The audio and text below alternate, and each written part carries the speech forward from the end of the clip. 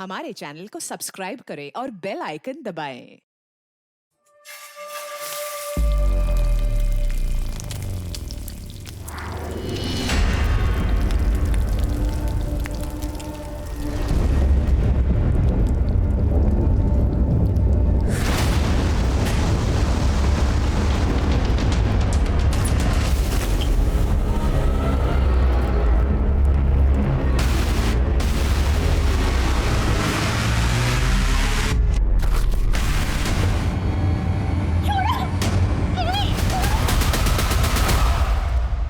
नमस्कार, मैं Ashutosh Rana crime petrol के इस नए अध्याय में आप सभी का हार्दिक स्वागत करता हूं। लोग कहते हैं कि आज के आधुनिक युग में हम मशीनों के गुलाम बन चुके हैं, लेकिन क्या आपने कभी सोचा है कि दुनिया की सबसे जटिल मशीन कौन सी है?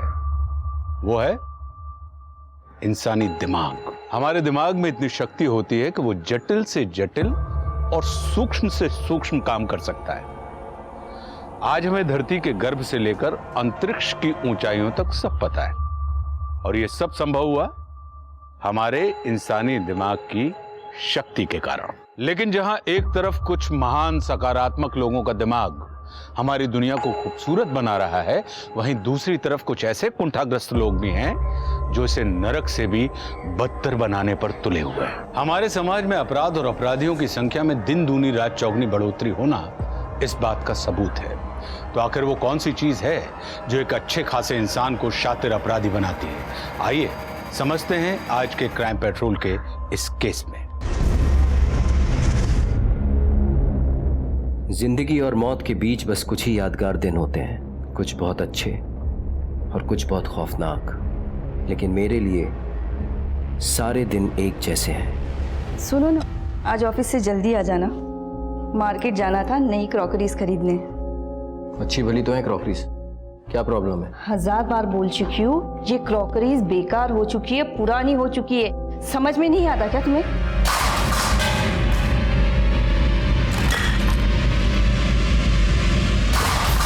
कोई भी चीज पुरानी हो जाती है इसका मतलब ये नहीं कि वो बेकार है।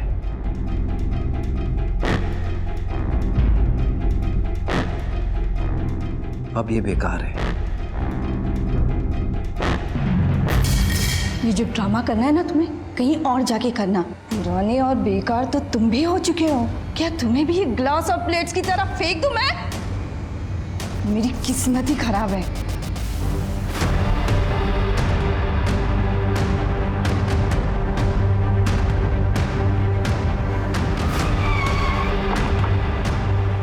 मेरा एक बहुत ही साधारण आम दिन था वो। सर आजकल है ना, कोई भी विंडो शॉपिंग में जाके अपने जूते नहीं घिसता, जस्ट क्लिक और घर बैठे शॉपिंग हो जाती है। सर ऑनलाइन मार्केटिंग में ही सबसे ज्यादा प्रॉफिट है। हमसे बेहतर लेदर आपको मार्केट में कहीं और नहीं मिलेगा। और सर हमारे ये जो इंडियन ट्रेडिशनल डिजाइन है ना, इसकी इंटरनेशनल मार्केट में बहुत सारी डिमांड है। और सर ये बिजनेस प्रपोजल मेरी बेटी ने बनाई है, देखिए सर एक बार। मेरी बेटी बहुत ही होनहार, मेहनती और इंटेलिजेंट है, बस थोड़ा फाइनेंस चाहिए आपसे।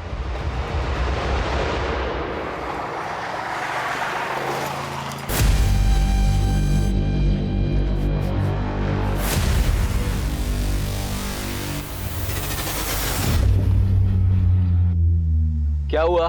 सीट बेल्ट लगाया हुआ है, गाड़ी स्पीड लिमिट में है, क्यों रोका? Routine checkup.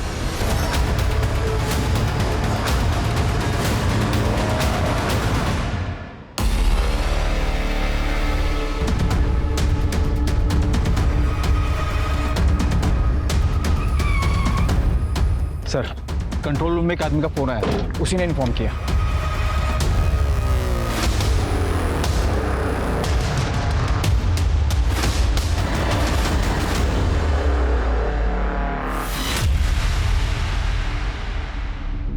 गाड़ी महंगी लगती है सर, गाड़ी और कपड़ों से तो ये पैसे वाला लगता है। इसकी फोटो खींचकर आसपास के पुलिस स्टेशन में सर्कुलेट करो।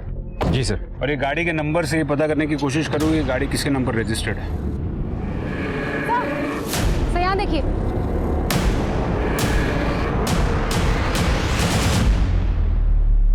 इतनी सारी लेडीज पर्स। सर, मेरे पति ने किसी का क्या बिगाड़ा था? कोई क्यों मारेगा उन्हें? शिवानी जी, आपने अपने पति की 4 दिन पहले मिसिंग कंप्लेंट दर्ज की थी? जी, वो ऑफिस का कह के गए थे लेकिन वापस घर आए ही नहीं। मैंने अगले दिन ही वाशी पुलिस स्टेशन में कंप्लेंट लिखवाई। आपके पति का किसी के साथ कोई झगड़ा? मुझे ये सब नहीं पता। ये 24 लेडीज पर्स दीपक की गाड़ी की डिक्की से मिली, क्या ये आपके?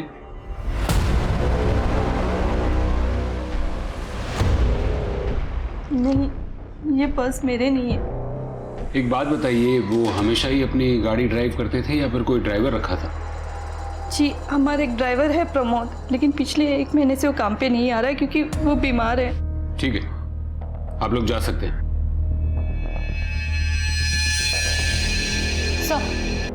सर, खारघर पुलिस स्टेशन से ये फैक्स आया।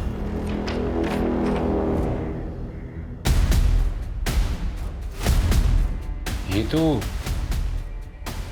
दीपक का स्केच है, बस खाली मूंछों का फर्क है। आखिर ये चक्कर क्या है? कोई ना कोई राज हर किसी की जिंदगी से जुड़ा होता है, लेकिन वो राज जो किसी की मौत से जुड़े होते हैं उन्हें सुलझा पाना आसान नहीं होता। एक पुलिस स्टेशन में पुलिस दीपक के कातिल की तलाश कर रही थी, तो वहीं दूसरे पुलिस स्टेशन की पुलिस दीपक को तलाश कर रही थी, और जो इल्जाम दीपक पर लगे थे उन पर यकीन कर पाना बहुत मुश्किल था। अभी तो सिर्फ शुरुआत थी, अभी तो ये पता ही नहीं था कि और कौन कौन से राज सामने आने बाकी हैं। क्या दीदी, अभी तक नाश्ता रेडी नहीं किया? कब से भूख लग रही है मुझे, जल्दी देना। अभी नाश्ता बनने में टाइम है, अभी यही खा ले।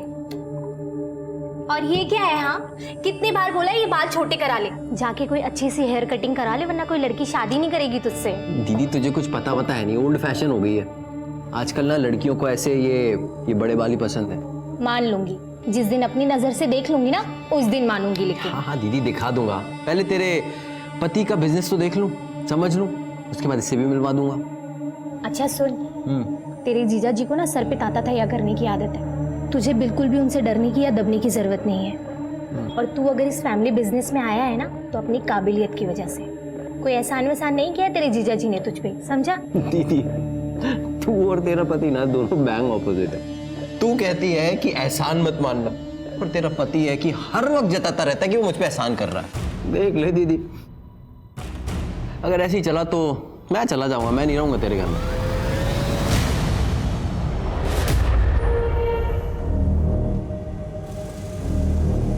आ गई ऐसी करके, फोन उठाने में तो मौत आती है तुझे। कब से फोन कर रहा हूँ? अरे हमारा फोन खो गया है। अच्छा, मेरे माथे पे कुछ लिखा हुआ है क्या? और तेरे बाप ने पैसे जमा करवाए थे जो एक ही झटके में मेरे अकाउंट से 15,000 रुपए निकाल के उड़ा दिया। तुम अपनी ही धुनकी में लगे रहते हो ना, एक बार पूछोगे नहीं कि हमारे साथ क्या हुआ है? अच्छा, ऐसा क्या हुआ है? वो हम खारघर से वाशी स्टेशन की तरफ जा रहे थे। अरे आप तो ऐसी हालत में आपको ज्यादा पैदल नहीं चलना चाहिए, मेरी पत्नी को भी बहुत तकलीफ होती थी। आप कहें तो मैं कहीं आपको छोड़ दूं? लेकिन हमें वाशी की ओर जाना है। अरे मैं भी वहीं जा रहा हूँ, आइए ना, छोड़ देता हूँ आपको। आइए आइए प्लीज।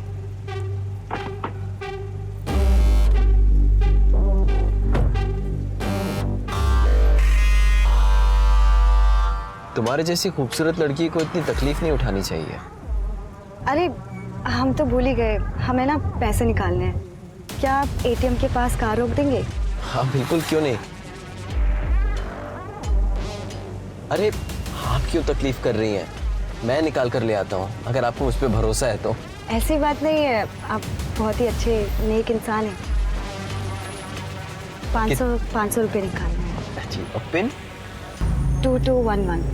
तूने कार्ड और पिन उस आदमी को दे दिए और उसने निकाले अकाउंट से पैसे। अल्लाह कसम यही हुआ था, वो उसने कोई जादू टोना सा कर दिया था कि मैं उसकी बातों में आ गई। इतना झूठ बोलती रही औरत। हम सच कह रहे हैं, वो किसी बड़ी महंगी गाड़ी में आया था, दिखने में भी शरीफ दिख रहा था, और पैसे की खुशबू तो मानो उसके बदन से आ रही थी। अब ऐसे आदमी पे किसको भरोसा नहीं होगा? शिंदे, समझ में नहीं आ रहा है, ये दीपक करमरकर इतनी बड़ी फाइनेंस कंपनी का मालिक है, लेकिन खारघर पुलिस स्टेशन के मुताबिक दीपक करमरकर ने किसी रेशमा करवे का एटीएम लेकर उसके अकाउंट से पैसे चुराए। चक्कर क्या है? सर, रेशमा का पति। क्या नाम है तेरा? गणेश। गणेश, हमको ना तेरी बीवी से बात करनी। कहाँ है वो? वो तो भाग गई। भाग गई? कहाँ भाग गई? अरे हम पर क्यों बरस रहे हो? भरोसा नहीं है तो पुलिस से जाकर पूछो। हाँ हाँ, पुलिस के पास भी जाऊंगा, कचहरी भी जाऊंगा, तलाक के लिए। तलाक? इतनी सी बात के लिए? तेरा झूठ सुन सुन के थक गया हूँ। या तो तू मेरे 15,000 रुपए दे या फिर तलाक दे दे। साहब, मुझे लगा एक दिन में अकल ठिकाने आ जाएगी, लेकिन वो तो गायब ही हो गई। तब मुझे लगता है ना वो उसी गाड़ी वाले के साथ भाग गई। सच बोल रहा है? सर, मैं झूठ नहीं बोलता। झूठ बोले तो मेरी गली में कुत्ता काट खाए मुझे। तेरी गली का कुत्ता काटे ना काटे, तू झूठ बोलेगा ना तो हम जरूर काटेंगे। फिलहाल ये शहर छोड़कर जाना नहीं, समझा ना? और तेरी बीवी रेशमा आई ना तो उसे यहाँ लेकर आना, हमें उससे बात करनी है। चल, रिवर्स गियर डाल और निकल इधर से। सर, आपको क्या लगता है ये सच बोल रहा है? सुनिए, सच झूठ का तो पता नहीं है, लेकिन इस गणेश से डायरेक्टली या इनडायरेक्टली दो लोग जुड़ते हैं। एक दीपक जो मर चुका है और एक इसकी बीवी रेशमा जो भाग चुकी है।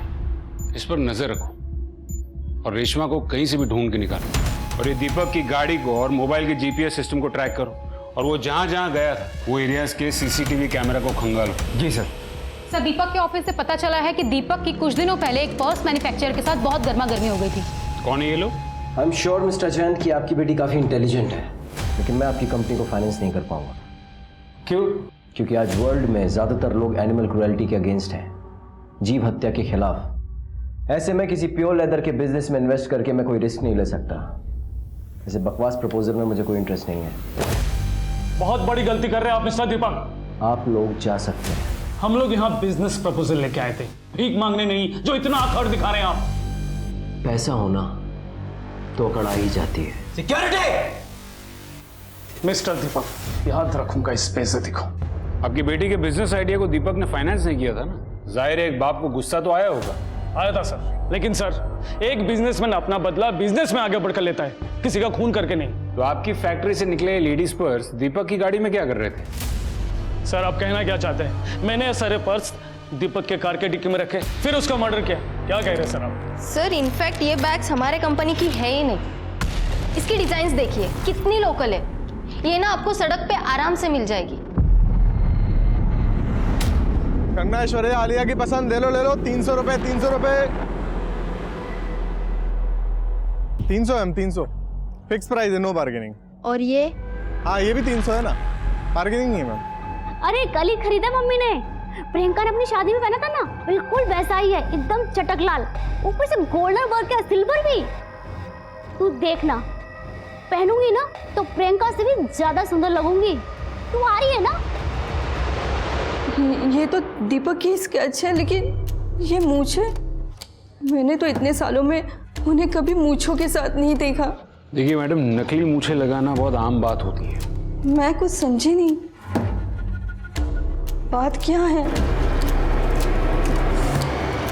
ये कैसी बातें कर रहे हैं आप? मेरे पति बिल्कुल ऐसे नहीं थे। अरे उनका मर्डर केस सॉल्व करने के बजाय आप लोग उस पर घिनौना आरोप लगा रहे हैं।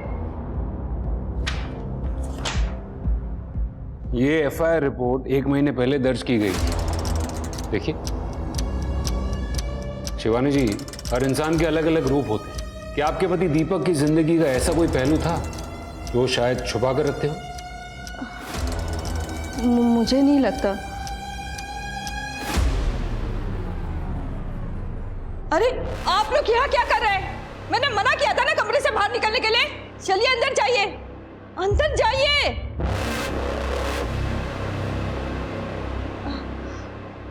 प्लीज अंदर जाइए ना। ये आपका ड्राइवर प्रमोद, ये कितने साल से काम कर रहा था? बहुत साल हो गए उसे। रोहन जब छोटा था तब से है वो।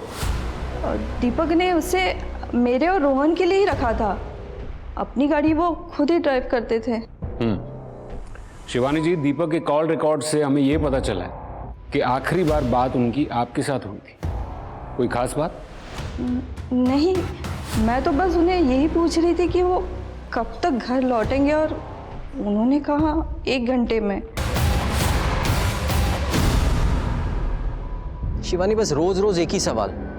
अरे जो बनाओगे खा लूंगा, हाँ पहुंच रहा हूँ 1 घंटे में। हाँ हाँ ऑफिस में ही हूँ, आ रहा हूँ ना, रखो अभी।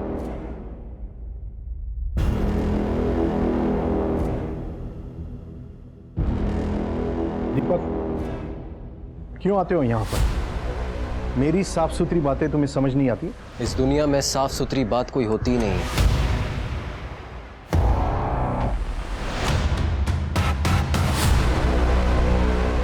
ए जीजू, और क्या चल रहा है? टाइम पास चल रहा है। तू बता, कैसा लगा रिसोर्ट? सच कहूं, मजा नहीं आ रहा है, एकदम बोरिंग है। अच्छा, और बोरिंग क्यों लग रहा है तुझे? जीजू, जहां इतनी मनुसियत हो वहां बिजनेस कैसे बढ़ेगा? अभी देखो, ये क्या टांगा हुआ है आपने? ये देखो, ये क्या टांगा हुआ? क्या कर रहा है तू? 1 मिनट, ये अरे बताता हूँ क्या कर रहा हूँ, बताता हूँ क्या कर रहा हूँ। जीजू, आजकल वर्ल्ड में ब्रांडिंग सब कुछ है, जो दिखता है वो बिकता है। आप यहां ना अपनी एक बड़ी सी पिक्चर टांगो किसी सेलिब्रिटी के साथ, एकदम स्टाइलिश। तेरे दिमाग का पुर्जा हिल गया है? क्या कर रहा है ये? याद रख, तेरी बहन की वजह से तेरा पागलपन झेल रहा हूं मैं, समझा तू? और मेरी बड़ी वाली फोटो लगा के क्या होगा? क्या होगा? आप एक बार करके तो देखो, फिर देखो बिजनेस कहां से कहां जाता है। बिजनेस जहां जाना है वहां जाएगा। पहले ये फ्रेम्स तू वापस जगह पे लगा। जीजू, मैं ना एक फोटोग्राफर लेके आता हूँ, पिक्चर तो आपकी लगाऊंगा मैं। रेडी रहना। सर, हमने दीपक के ऑफिस के सारे पेपर्स और बाकी के रिकॉर्ड्स भी चेक किए, पर ऐसा कोई भी एविडेंस नहीं मिला जिससे कि साबित हो सके कि वो पर्स स्मगल किए गए। सर, दीपक के कांटेक्ट में किसी सस्पिशियस पर्सन का नाम भी नहीं। उसका ड्राइवर प्रमोद, उसके बारे में कुछ पता चला? हाँ सर, हम उसके गांव गए थे, उसकी डेथ हो चुकी है sir. What?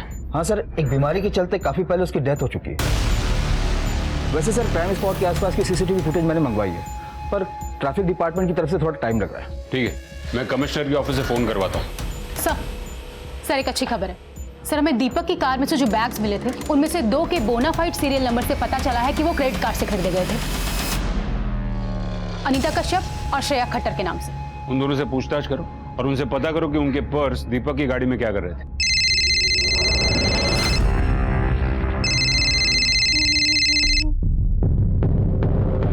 Hello, Anita Kashyap ji? मैं नवी मुंबई पुलिस थाने से बात कर रही हूँ। मुझे आपसे एक बैग के सिलसिले में बात करनी थी, जो आपने पूना से खरीदा था और अब शायद आपसे खो गया। आई एम सॉरी, मुझे नहीं पता आप किस बारे में बात कर रहे हैं। मेरा कोई पर्स नहीं खोया है। ठीक है, जरूरत पड़ी तो आपको दोबारा कॉल करूंगी। जी।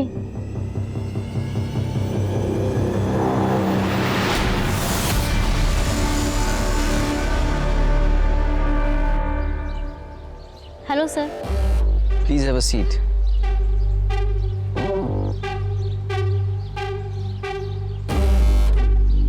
सीवी लाई हो? जी सर। मेरा एक फैमिली बिजनेस है, मैं अपने बिजनेस को रिवाइव करके रीलॉन्च करना चाहता हूँ। आई होप तुम बड़े अकाउंट्स हैंडल कर पाओगे। जी बिल्कुल सर। गुड। अनीता, आज मैं तुमसे बिजनेस के रिगार्डिंग मिलने नहीं आया हूँ। एक्चुअली मैं कुछ कन्फेस करना चाहता हूँ। मैंने जब से तुम्हें देखा है बस तुम्हारे बारे में ही सोच रहा हूँ। मैं तुम्हें और अच्छे से समझना चाहता हूँ, जानना चाहता हूँ, एक अच्छे दोस्त की तरह। हम कुछ भी गलत नहीं कर रहे हैं अनीता। कुदरत ने मर्द और औरत को बनाया ही ऐसे, जानवर की तरह। क्या कर रहे हो? छोड़ो, मेरे हाथ छोड़ो मेरे। अनीता, अनीता बेटा नीचे आ जाओ, लड़के वाले आ गए हैं।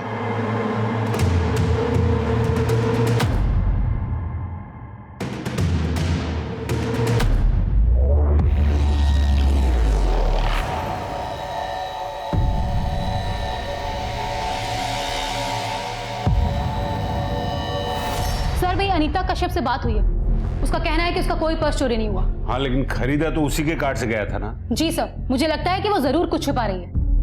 ठीक है, उसकी सारी डिटेल्स निकालो। और वो दूसरी लड़की श्रेया खट्टर, उसका क्या हुआ?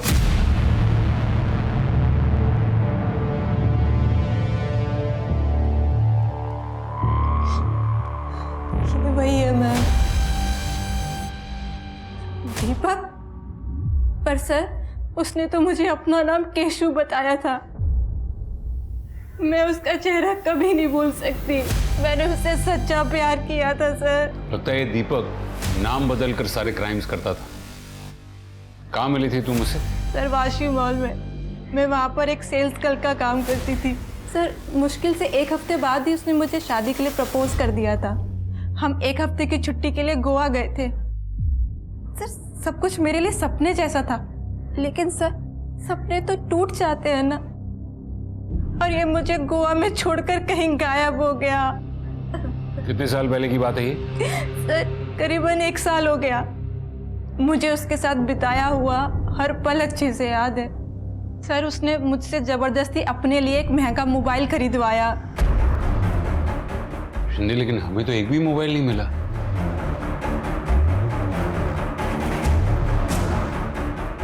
अरे क्या कर दिया आप? अरे वहाँ पे कुछ नहीं है मैडम, आप क्या ढूंढ रही है मुझे बताइए ना। देखिए वहाँ मत जाइए, वहाँ कुछ नहीं है। मैम रुकिए, आप अंदर नहीं जा सकती। मैम ये क्या कर रही है मैम, आप मुझे बताइए ना, आप क्या ढूंढ रही है? मैडम ये आप क्या कर रही है?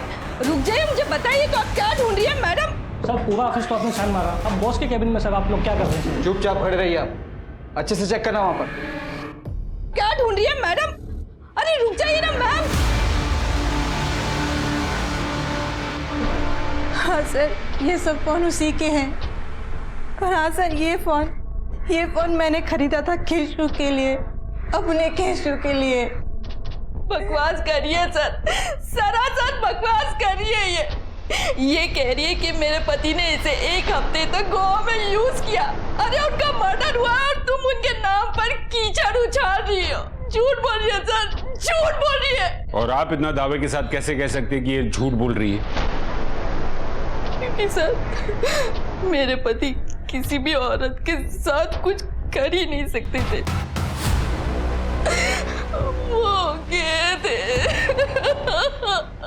जब किसी की मौत होती है तो चाहे ना चाहे हमारी संवेदना उसके साथ जुड़ जाती है। लेकिन मौत के बाद दीपक का जो चेहरा पुलिस के सामने आ रहा था, उससे उलट दीपक के चरित्र पर सवाल उठ रहे थे। क्या सच में दीपक वैसा ही था जैसा पुलिस की जांच में नजर आ रहा था, या इस सब के पीछे कोई गहरी साजिश थी?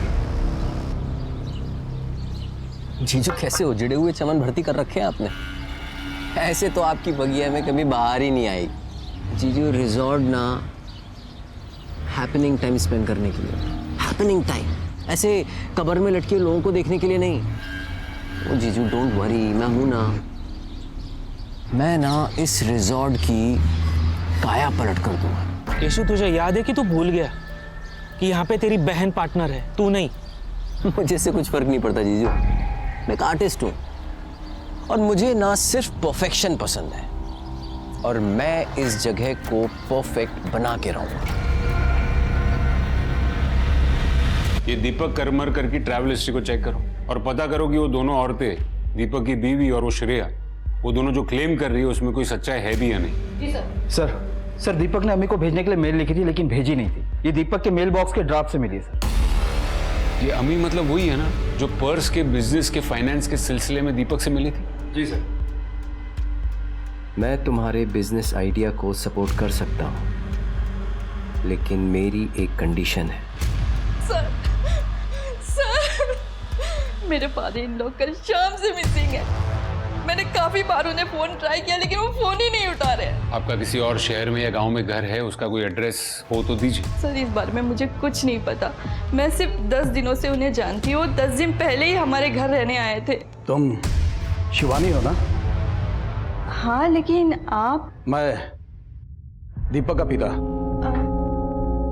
लेकिन पापा। हाँ खुश रहो, खुश रहो। इतने साल बाद आखिर आपने हमें माफ कर ही दिया। थैंक यू सो मच पापा। अरे तुम देख क्या रही हो, पैर छुओ। अरे रोहन बेटा जल्दी आओ, जल्दी जल्दी। कम कम कम कम। ये देखो दादू आए, नमस्ते करो। नमस्ते। नमस्ते नमस्ते बेटा, नमस्ते। इसका मतलब है आपकी और दीपक की शादी दीपक के पेरेंट्स की मर्जी के खिलाफ हुई थी? जी सर, मैं दीपक से उम्र में बड़ी थी ज़्यादा पढ़ी लिखी नहीं थी, इसीलिए शायद वो मुझे पसंद ही नहीं करते थे। और इतने साल के बाद वो अचानक से घर आ गए? हाँ सर, 8 साल बाद। और आपका कहना है कि आपको शादी से पहले ही पता था कि दीपक को औरतों में इंटरेस्ट नहीं है, और फिर भी आपने शादी की? जो इंसान किताब की तरह आपके सामने अपनी ज़िंदगी के पन्ने खोल के रख दे, उस पर तो भरोसा करना ही पड़ता है ना सर। उन्होंने मुझे पहले ही बता दिया था कि वो मुझे पत्नी के सब अधिकार देंगे सिवाय एक अधिकार को छोड़कर, और हम बच्चा भी IVF के थ्रू करेंगे। मुझे एक बात बताइए, दीपक की मौत में और आपके ससुर के मिसिंग होने में आपको कोई कनेक्शन लग रहा है? मुझे कुछ नहीं पता सर। लेकिन हमने पता किया, श्रेया झूठ नहीं बोल रही थी। श्रेया ने केशु के बॉडी पर एक बर्थ मार्क के बारे में बताया था, जो वाकई में दीपक की बॉडी पर था। इनफैक्ट श्रेया के पहले रेशमा ने भी दीपक के बारे में कंप्लेन दर्ज की थी, और अब रेशमा भी मिसिंग। जब आपको लगता है कि दीपक इतने सालों तक मुझसे झूठ बोल रहा था, वो धोखेबाज है, वो एक पर्वर्ट है, और समाज में अपना परिवार दिखाने के लिए मुझसे उसने शादी की, तो ये भी बता दीजिए ना कि उसके पिता कहाँ है।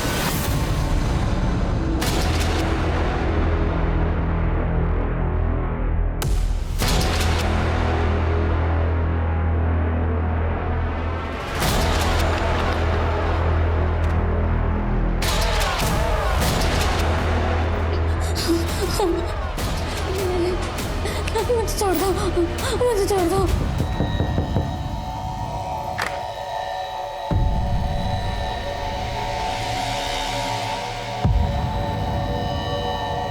ये चोट कैसे लगी? किसने किया ये सब? अपने पति से पूछ।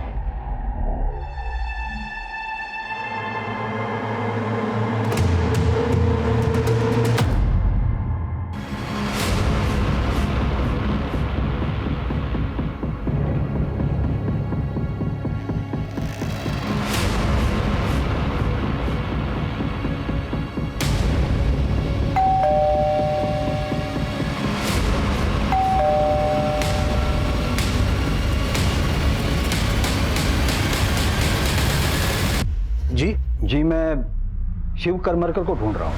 हाँ बोलिए, मैं ही हूँ शिव करमरकर। क्या दीपक करमरकर के पिता आप हैं? जी हाँ, दीपक का पिता मैं ही हूँ। दीपक क्यों आते हो यहाँ पर? मेरी साफ सुथरी बातें तुम्हें समझ नहीं आती? इस दुनिया में साफ सुथरी बात कोई होती ही नहीं। ऐसे कैसे हो सकता है? दीपक ने तो खुद बताया था कि वो उसके पिता है। हमने सब पता कर लिया, दीपक का असली पिता वो नहीं कोई और है, और उसने हमें बताया कि आपने पैसों के चक्कर में दीपक से शादी की। झूठ बात, बकवास कर रहा है वो। यही तो समझ में नहीं आ रहा कि बकवास आखिर कर कौन रहा है, और गेम किसने खेला है? आपने, दीपक के नकली पिता ने, या फिर दीपक अपने ही किसी गेम का शिकार बन गया? और इन सब सवालों के जवाब देने के लिए आपको हमारा मेहमान बनना होगा।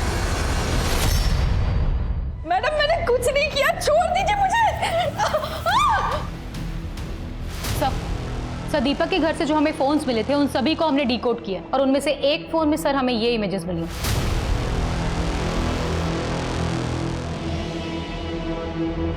अवनी, इन सारे इमेजेस के सोर्सेज निकालने होंगे। जी सर, ट्रैफिक डिपार्टमेंट की तरफ से CCTV footage I.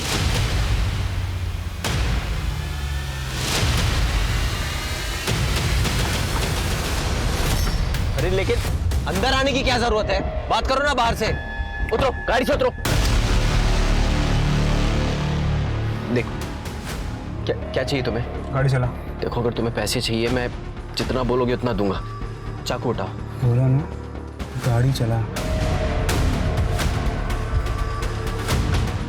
Sir, traffic department ने अश्योर किया है कि वो इंटरनल इन्वेस्टिगेशन करके हमें इन्फॉर्म करेंगे कि दोनों आदमी उनके हैं या नहीं, पर अभी तक कुछ पता नहीं चला है। एक काम करो, अपने सारे खबरियों को अलर्ट कर दो। हो सकता है कि नकली ट्रैफिक पुलिस वाले भाड़े के कॉस्ट्यूम लिए, आसपास के एरिया के सारे कॉस्ट्यूम वालों से भी पूछताछ करो। जी सर। हेलो, क्या?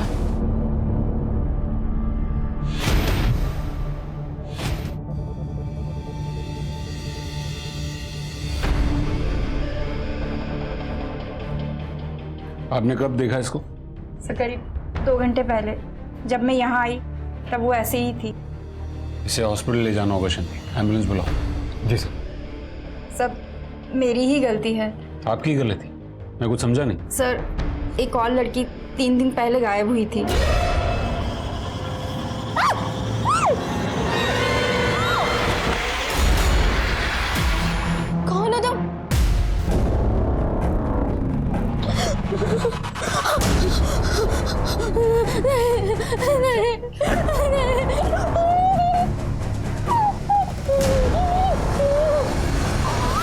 एक लड़की 3 दिन से गायब थी और आपने पुलिस में कंप्लेन भी नहीं की। सर मैं सच कह रही हूँ, मैं बहुत डर गई थी। मैं नहीं चाह रही थी कि मेरे इस पीजी की बदनामी हो। सर एम्बुलेंस आ रही है।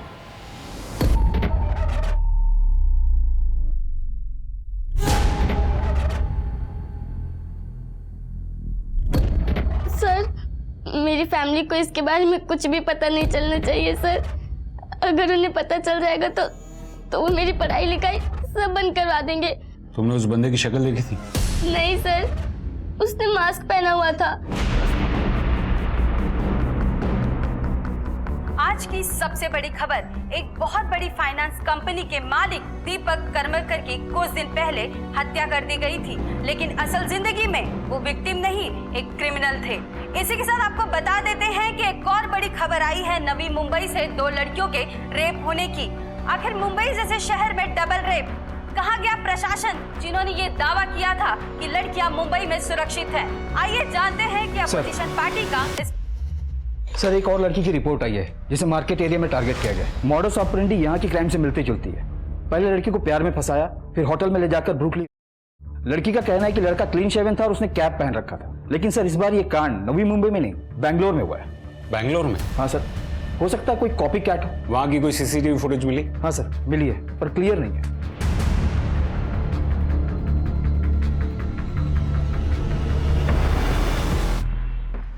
इसमें तो कुछ भी पता नहीं चल रहा है। अवनी, नवी मुंबई के पीजी से जो लड़की गायब हुई थी रोहिणी, उसके बारे में कुछ पता चला? सर उसका मोबाइल पीजी में ही बंद हो गया था और उसके सोशल मीडिया प्रोफाइल में भी कुछ सस्पिशियस नहीं दिखाई दे रहा। एक बंदा पीजी में घुसता है, एक लड़की को उठाकर चला जाता है और किसी को कुछ पता नहीं चलता। पुलिस समझ नहीं पा रही थी कि अगर दीपक को मर्द पसंद थे तो उसने औरतों और लड़कियों के साथ क्यों किया? सवाल कई थे, लेकिन इनके जवाब अब वही लोग दे सकते थे जिन्होंने दीपक को फंसाया था। पुलिस ने अपनी छानबीन तेज कर दी थी। हर जगह उसकी नजरें थी, मार्केट, होटल्स, मॉल, खास तौर से नवी मुंबई इलाके में। और 1 महीने के बाद उन्हें आशा की एक किरण दिखाई दी। ये देखिए,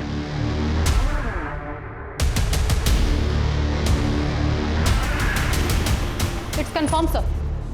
उस सुनसान जगह पे जो लाश मिली है वो रेशमा कर्वे की है। उसके मोबाइल के जीपीएस की हिस्ट्री ट्रेस करो और देखो कि वो जहां जहां गई है वहां कौन कौन से नंबर्स एक्टिव हैं और देखो कि उनमें से कोई कॉमन नंबर्स मिलते हैं क्या। Okay sir. और एक बात है सर, दीपक की मौत के 1 दिन पहले ट्रैफिक पुलिस की फुल कॉस्ट्यूम रेंट पर ली गई थी। हम ट्रेस कर रहे हैं सर, और दीपक के नकली बाप को ढूंढने के लिए खबरियों को भी काम पर लगा दिया है।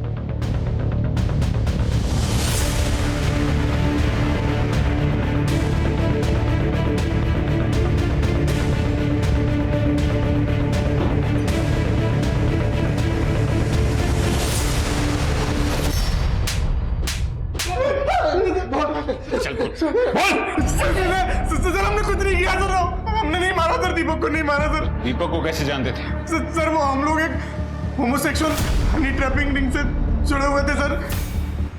Homosexual Honey trapping ring? हाँ सर, जो आदमी ऑनलाइन गे पॉर्न सर्फ करते थे वो लोग सर हैकर के थ्रू उन्हें ट्रैक करते थे सर, उन्हें फंसाते थे सर और फिर ब्लैकमेल करते थे। दीपक को भी उन लोगों ने ऐसे ही फंसाया था सर। दीपक को? हाँ सर।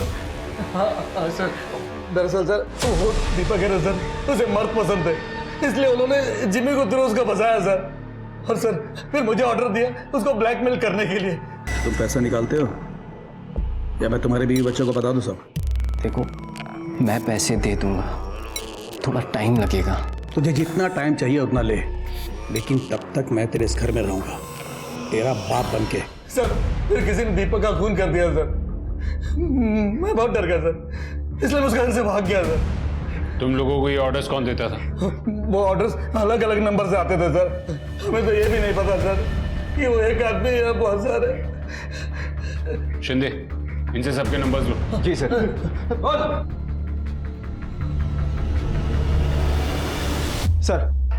सर जिम्मी और उसके साथी ने हमें 18 नंबर्स दिए हैं। इसमें से बहुत से नंबर इंटरनेशनल्स हैं जो कि वीपीएन के थ्रू कनेक्ट होते हैं। कुछ नंबर बंद हैं, लेकिन कुछ नंबर सर उस एरिया में भी एक्टिव थे जहां से हमें रेशमा की बॉडी मिली। शिंदे, ये 2 नंबर्स देखो, ये दोनों नंबर्स दीपक और रेशमा दोनों के केस को कनेक्ट कर रहे हो, ऐसा मुझे लग रहा है। हो सकता है कि इन्हीं दो नंबर्स से दीपक को ब्लैकमेलिंग के कॉल्स आते होंगे और यही दो नंबर्स जहां से रेशमा की बॉडी मिली वहां पर एक्टिव है। सर एक बात समझ में नहीं आ रही है, ये ब्लैकमेलर्स आदमी को शिकार बनाकर उनसे लाखों रुपए ऐंठते थे, तो सर सिर्फ 15,000 रुपयों के लिए एक प्रेग्नेंट औरत को किडनैप करके क्यों मारेंगे? सर हो सकता है कि इस केस से और किडनैपिंग के मामले जुड़े हों और ये दीपक उसी ग्रुप का कोई हिस्सा हो। शिंदे, जितने नंबर्स बंद आ रहे हैं उसके बारे में भी जितना पता कर सको वो करो। और वो अनीता जिसने क्रेडिट कार्ड चोरी होने की 1 महीने बाद कंप्लेन की, उससे तो घुमा फिरा कर पूछो। मुझे डाउट है कि वो कुछ ना कुछ जरूर छुपा रही है। और वो श्रेया जिसने अपनी पहली कंप्लेन में ये कहा था कि दीपक ने नाम बदल कर उसे फंसाया था, इन दोनों से बराबर पूछताछ करो, जरूर कुछ ना कुछ मिलेगा।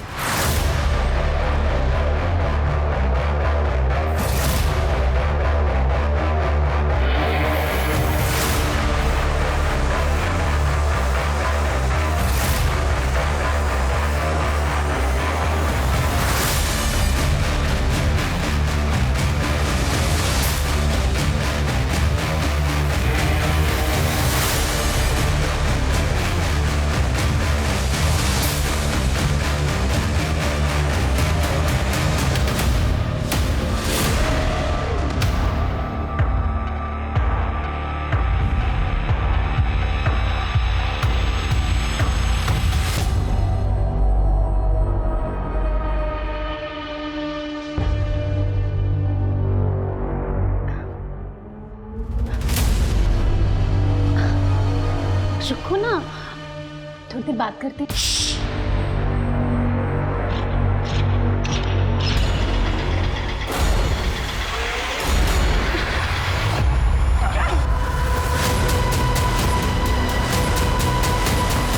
सर मैं अपनी बात से कभी नहीं मुकरी। मैं आज भी आपसे ये बात कहती हूँ कि उसने मुझे धोखा दिया है और मैंने उससे सच्चा प्यार किया था। करती हूँ और करती रहूँगी। मैं उसके लिए कुछ भी कर सकती हूँ और इसी सच्चे प्यार के लिए जो उसने मुझसे कहा मैंने वो सब किया सर। चल।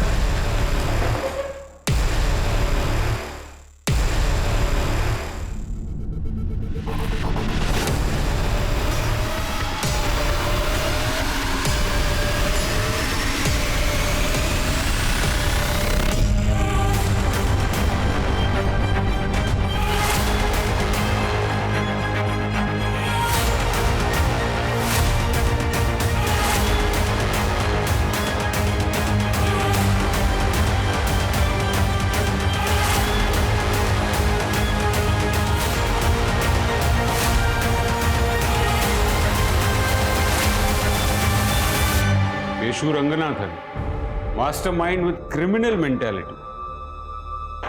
तुम्हें देखकर मुझे अफसोस होता है। एक जीनियस स्टूडेंट रह चुका है, एमबीए किया और कॉलेज से हैकिंग शुरू कर दी और अपनी सबसे बड़ी गेम खेली तूने अपने हमशक्ल दीपक करमरकर को मारकर। क्यों किया ये सब? तो मैंने मजाक मजाक में हैकिंग के थ्रू ये गे लोगों को ट्रेस करना शुरू कर दिया जो कभी भी अपनी आइडेंटिटी रिवील नहीं करते। लेकिन बाद में समझ में आया कि इससे तो मैं काफी पैसा कमा सकता हूँ। दीपक को भी मैंने ऐसे ही अपना शिकार बनाया था और शिकार बनाकर मार दिया। आर्टिस्ट हूँ मैं सर, आर्टिस्ट। किसी को भी अपने काबू में कर सकता हूँ। और ये जो लड़की लोग होती है ना सर, ये ना बहुत बेवकूफ टाइप की होती है। Don't mind madam, but that's the truth. इनसे आप थोड़ा सा बाबू शूना हनी बोल दो, मक्खी की तरह चिपक जाती है। पर क्या करें सर, बॉडी को जो चाहिए तो चाहिए। तो पहले थोड़ा सा मुंह लगा लो और फिर जब चिपकने लगे ना तो दूसरे शिकार की तरफ शिफ्ट हो जाओ। बस सिंपल है। दीपक की कार से 24 पर्स मिले थे, वो सब क्यों किया तूने? वो भी तेरा मजाक था या फिर कोई पर्सनल खुन्नस? डोंट माइंड ना,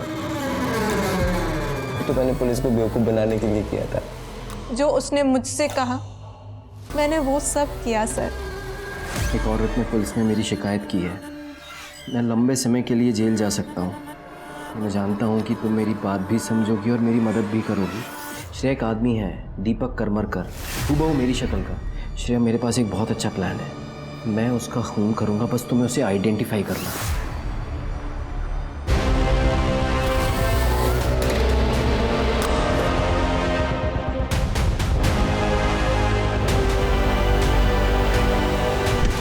आप लोग ना मुझे कभी पकड़ नहीं पाते।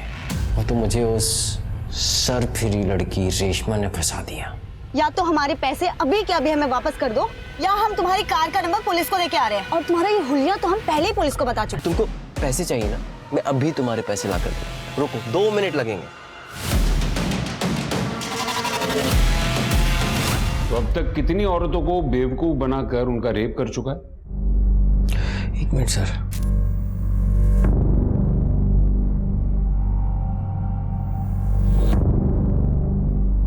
सर एग्जैक्टली नहीं बता पाऊंगा, यही कुछ 50-60 होंगी।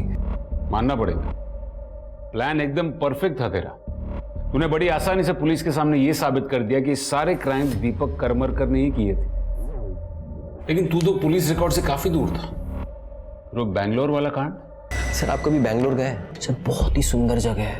तो बस मार्केट में एक लड़की को देखा और उसके पीछे पीछे चला गया बस। रोहिणी कहाँ है?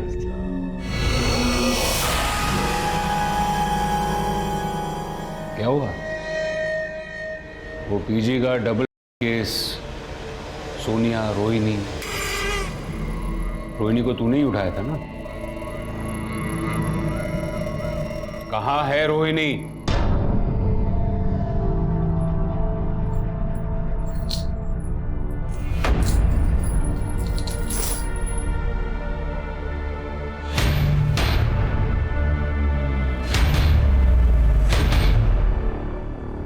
दीपक करमरकर केस में एक नया मोड़ आया है। असल जिंदगी में दीपक क्रिमिनल नहीं बल्कि विक्टिम थे और उन पर सारे लगाए गए इल्जाम बेबुनियाद थे।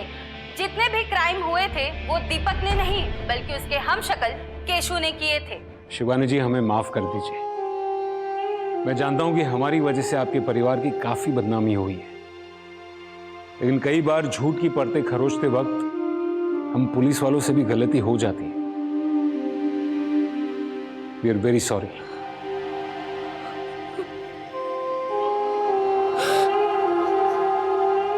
किसी ने नहीं सोचा था कि दीपक के केस का अंत ऐसे होगा।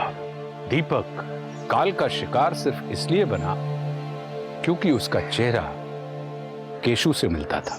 यह बात डरने के लिए काफी है कि कोई अपनी जिंदगी के सुख दुख का लेखा जोखा संभाल रहा है और उसे सिर्फ इसलिए मार दिया जाता है कि उसकी पहचान किसी और के काम आ सकती है। केशु जैसे अपराधी को इस समाज में रहने का हक नहीं है, लेकिन यह सच है कि उसके जैसे ना जाने कितने अपराधी हमारे समाज में हमारे बीच रहते हैं, मासूमों को अपना शिकार बनाते हैं और किसी को कुछ पता नहीं चलता।